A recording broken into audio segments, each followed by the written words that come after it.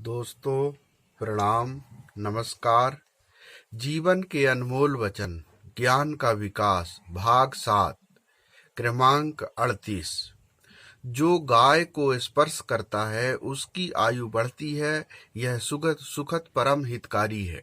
इसको आप अनुभव कर सकते हैं, इसको करके आप देख सकते हैं कि गाय को जब हम स्पर्श करते हैं तो उसके हमारे जीवन में क्या परिवर्तन आता है। तो आप गाय को जैसे पीठ में हाथ फेरना है, आप उसके कहीं भी स्पर्श करते हैं गाय को, तो उसमें आपके जीवन में परिवर्तन अनिवार्य रूप से आएगा। ये कन्फर्म है, इसको आप अनुभव करके देख सकते हैं। आगे चलिए। 39। भगवान माया और जीव दोनों पर शासन करते हैं। भगवान जो हैं वो तीनों रूप में हैं, ब्रह्मा विष्णु महेश।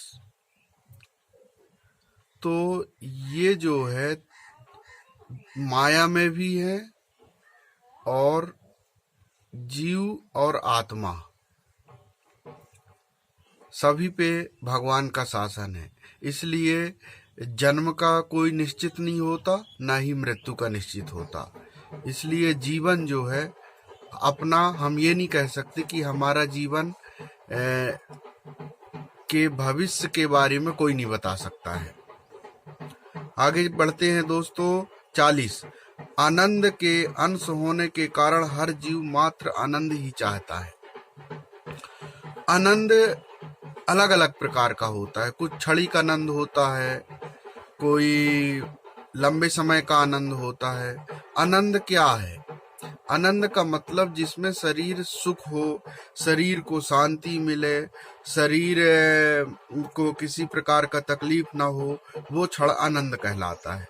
तो वास्तव में हर जीव, चाहे कोई भी रूप में हो या किसी भी प्रकार का जीव हो, वो हर जीव आनंद ही चाहता है।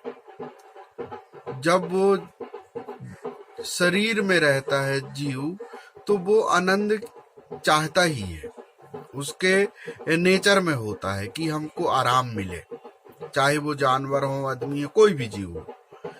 41। संसार में सबसे बड़ा वफादार कुत्ता होता है, अन्य कोई भी नहीं। दोस्तों, कुत्ता एक ऐसा जानवर है जो अपने मालिक के लिए प्राण दे सकता है, तो उससे वफादार कोई हो ही नहीं सकता। तो संसार में सबसे अधिक वफादार जो है वो कुत्ता होता है, उससे बड़ा वफादार कोई नहीं होता। अगला 42 चलते हैं। संसार नष्ट होने के लिए बना है, जबकि भक्ति कभी नष्ट नहीं होती। बहुत अच्छा पॉइंट है मित्रों। संसार नाशवान है। जो चीज बना है वो एक न एक दिन मिटेगा, मिटना है और मिटता रहेगा, बनता रहेगा। इसलिए संसार, हम हैं, आप हैं, जो भी है, बनना और मिटना ये संसार की प्रक्रिया है। इसलिए अपने को इसका आभास हमेशा होना चाहिए कि संसार में जो कुछ है वो नाशवान है और उसका अंत एक दिन कभी ना कभी होगा, और उस श्रेणी में हम सभी को आना है। इसलिए इस वाक्य को, इस वचन को कभी भी नहीं भूलना चाहिए और हमें ऐसा काम करना चाहिए जो अपने लिए भी हितकारी हो और दूसरे के लिए भी हो। आपके विचार कैसे हों, और नाशवान जब शरीर है तो उसके लिए हम क्या उपाय करें। अगला पॉइंट है 43। बिगड़ने के 4 लक्षण होते हैं। सुंदर रूप का होना, युवा अवस्था का होना, संपत्ति का ज्यादा होना, ऊंची गद्दी का होना। ये बिगड़ने के 4 लक्षण हैं जो शास्त्रों में दिए हैं। अगला चलते हैं 44 पॉइंट। स्वयं के विनाश की जड़ अहम ही है। जब कोई भी व्यक्ति है या बच्चा है, कोई भी है, अहम जब उसमें आ जाता है, किसी भी प्रकार का अहम हो, तो वो उसके विनाश की जड़ होती है। जब विनाश की शुरुआत हो जाती है तो वो अपने गर्त की ओर जाने लगता है और वह खत्म हो जाता है एक दिन। तो अहम कभी भी व्यक्ति में आना ही नहीं चाहिए। अहम विनाश है और मैं कुछ नहीं, मैं सिर्फ करता हूँ, अहंकारी नहीं हूँ। ये विचार व्यक्ति के मन में हमेशा होना चाहिए। अगला चलते हैं दोस्तों 45। यह संसार दुखालय है, यही अटल सत्य है। आप कुछ घंटे या कुछ समय के लिए सुख भोग लेते हैं, फिर दुख में आ जाते हैं, फिर संसार में आ जाते हैं। तो ऐसा कौन सा साधन है जो हमें परम सुख प्राप्त करता रहे? ऐसे साधनों का हम खोज कैसे करें? कोई चीज़ की आवश्यकता होती है, हम प्राप्त हो जाता है, इसके बाद हम फिर वहीं वापस आ जाते हैं। तो वो हमारे दुख जो जहाँ से रहता है, कुछ समय के लिए हमको सुख मिलता है, फिर हम दुख में आ जाते हैं। तो सुख और दुख जो है ये संसार में है, लेकिन दोनों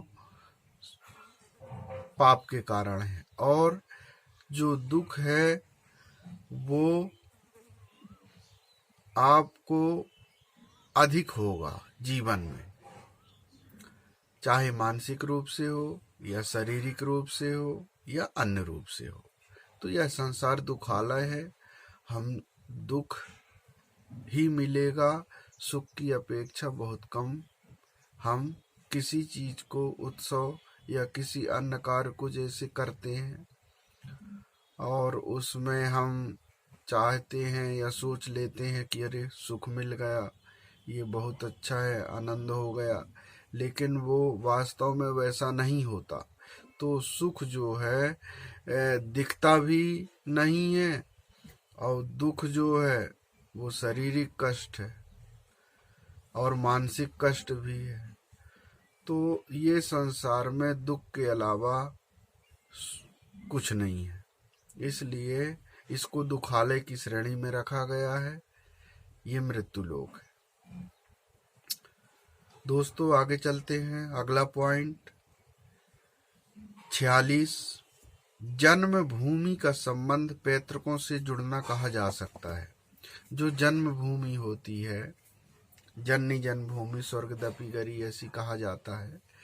तो जो जन्म भूमि होता है वो उसका लगाव पैतृकों से होता है, पिताजी, पिताजी के पिताजी, पिताजी के पिताजी। तो वैसे व्यक्ति जैसे बड़ा होता जाता है तो वो अपने परिवार के इतिहास से भी जुड़ता जाता है, उसकी जानकारी भी लेता जाता है, उसमें अपने जिज्ञासा भी प्रकट करते जाता है कि हमारे पिताजी के पिताजी कौन थे, फिर उनके ये क्या थे, रिश्तेदार क्या थे। तो ये मानव प्रवृत्ति है। तो ये जो है जीवन में एक पैतृकों से जुड़ना, इसको कहा जाता है, ये अटल सत्य है। व्यक्ति चाहे कहता है मैं यहाँ रहता हूँ, वहाँ रहता हूँ, लेकिन आयु जैसे जैसे बढ़ती जाती है तो वो अपने पैतृकों के संपर्क में उसकी मानसिकता अपने आप खिंचती जाती है और वह उस ओर बढ़ने लगता है। तो दोस्तों आगे चलते हैं 47। जीवन में सुख और दुख, जन्म और मृत्यु, लाभ हानि, क्रोध शांति, काम क्रोध लोभ मोह का बिल्कुल भी दुख नहीं। दुख इस बात का है कि मेरे जीवन में, मेरे हृदय में ईश्वर का स्थान, प्रभु का भजन नहीं। सबसे बड़ा दुख का कारण यही है, बाकी शेष छोड़ के जाने वाले हैं। तो दुख, सबसे बड़ा दुख इस बात का है कि जिसके जीवन में भजन नहीं है या भगवान के प्रति, अपने इष्ट देवता, अपने धर्म के प्रति, जिस भगवान को आप मानते हैं, जिस धर्म को आप मानते हैं, उसके प्रति आपकी वास्तव में भक्ति नहीं है, तो आपका जीवन कोई अर्थ नहीं है आपके जीवन का।